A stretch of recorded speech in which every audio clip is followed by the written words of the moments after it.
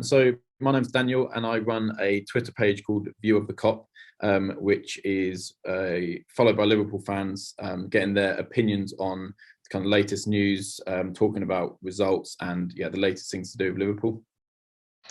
And of course, we've seen that the European Super League has caused quite a lot of controversial conversations. How has that gone down within your group? What do you want to see happen?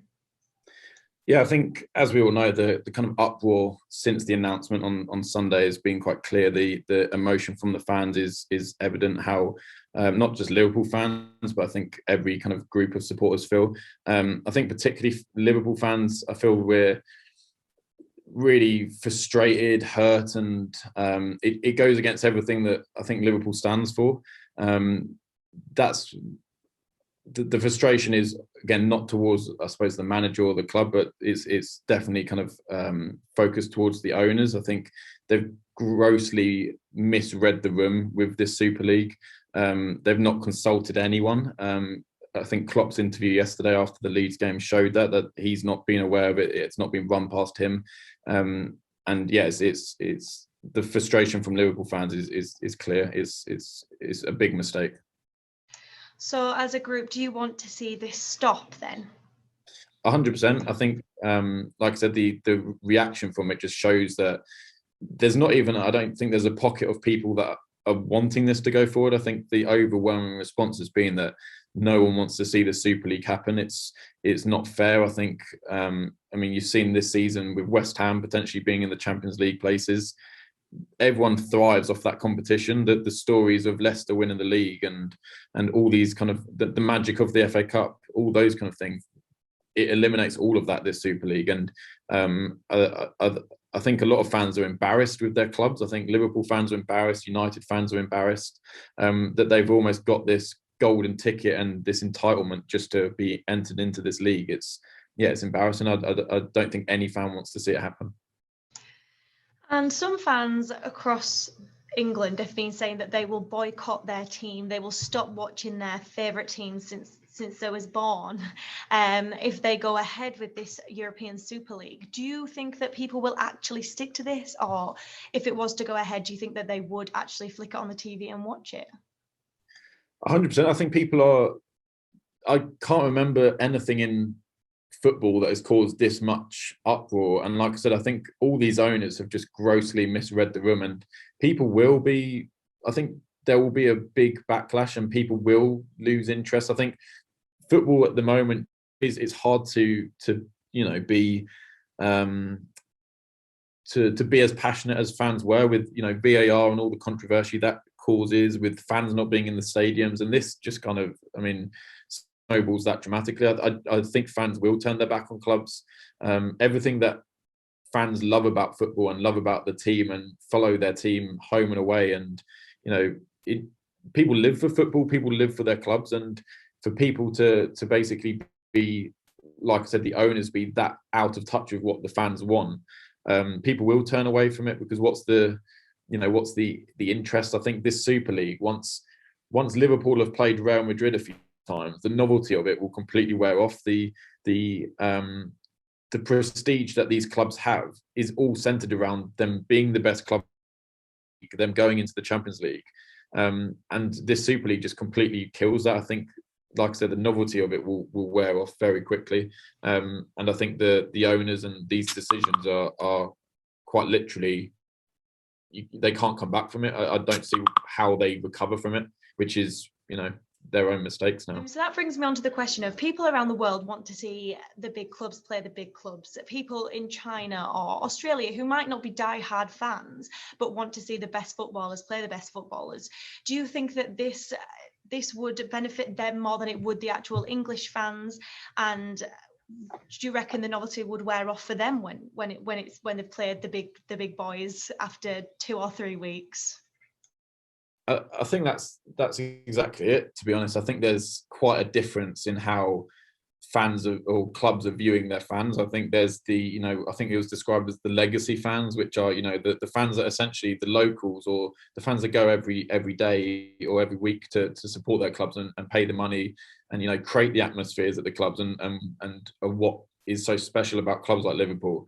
And then these clubs have millions and millions of fans around the world, which you say like countries like Asia that they go on pre-season tours, and there's thousands of people coming out to see them, and that's great as well. That's all part of why these clubs are so big. But I think this announcement, this Super League, it just shows that the owners don't care about the locals or the fans that are literally kind of in the stadium on a weekly basis. And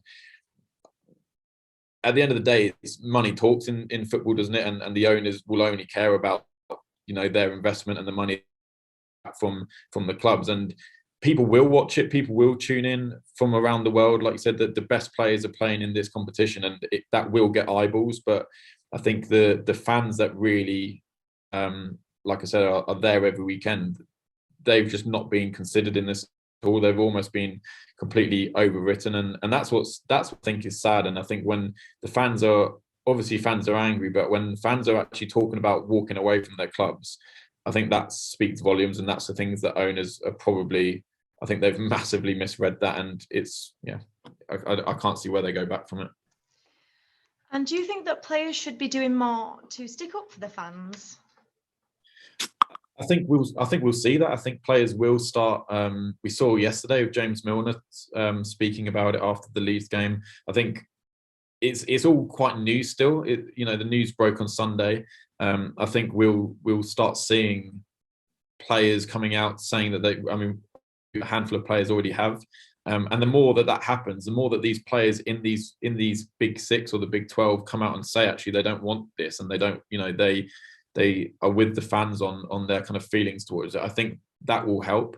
But that's what's worrying at the moment, is that it's uncertain whether that's even going to have an impact. I think, there was rumours yesterday that Mourinho's sacking was to do with the Super League, but I genuinely think that managers, especially people like Klopp, if we are entered into the Super League and it goes against pretty much everything that he said, and he's actively said in the past that he doesn't want anything to do with it, then there's a danger there that he's going to walk away from Liverpool.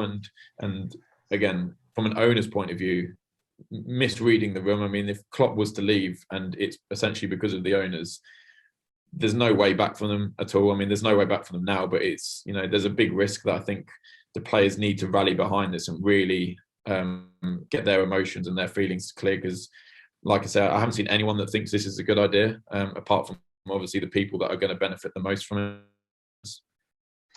And if Klopp says that he doesn't agree with this, so do you reckon his future is in jeopardy with the owners? So I know that you're saying that he could walk away if he doesn't agree with it, but do you reckon that the owners could turn around and say, well, if you don't agree with us, then bye? That's the thing that every Liverpool fan, I think, is fearing at the moment. But to some degree, I think if Klopp was to walk away and stay true to his values, I think everyone would respect it, and I think a lot of people would support him in that. It's not what Liverpool fans want at all, but I think so. I think if Klopp doesn't agree with it and he's not on the same page as the owners, he's the kind of manager and he's the kind of person that would step away. And like I said, that the impact that would have to Liverpool Football Club from a fan and owner point of view, it would be crazy. And finally, who do you blame for this? It's all on owners of the Big Six, the clubs that are involved in this. We know that the managers, the players, no one knew about this. No one was kind of that had their opinion taken on it. Fans weren't consulted. This all lies with the greed that comes from the owners. It's no one else but them. They've made out of touch with the reality of what people love about football, and they have to take the blame for it. They're not the ones coming out doing the interviews. The managers are the ones that are having to face the media and give their opinion on it. They've been completely thrown under the bus by the owners of these clubs. That the fans deserve a response from them, and we've not heard anything from that. So it's all on the owners, this, and it's a scary time. And do you have anything else you would like to add on top of everything you've already said? No, just that I hope this doesn't happen. the reaction, the uproar that is caused, I think is clear that we've never seen an uproar like this with anything in football. So I just kind of echo what everyone's saying, in that we don't want this Super League to happen. It's not on the players, it's not on the managers, it is entirely on the owners. And hopefully, if enough noise is made about it and enough frustration is voiced, that it won't happen, and that we can kind of keep the game we all love.